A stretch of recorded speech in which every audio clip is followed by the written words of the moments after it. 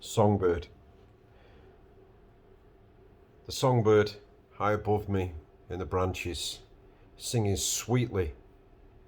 The melody captivates the mind, taking me away to a different place, somewhere far back in time, to a story told by my father on a site in another land, where he told me of the song thrushes and how they sang and looked so grand, with a crest bright but with careful plumage, protecting the ground and the places that they feed.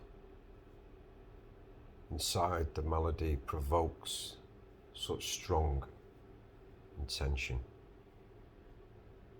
and I remember the ways, and I remember lives.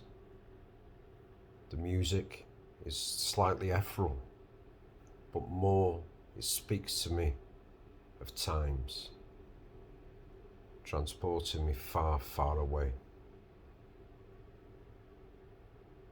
to memories which were good for my heart and for my mind. Now the melody becomes distant, and in my mind's eye I see my father's face again. His wisdom, his understanding and perception captivate me, just like the music that is also in my mind.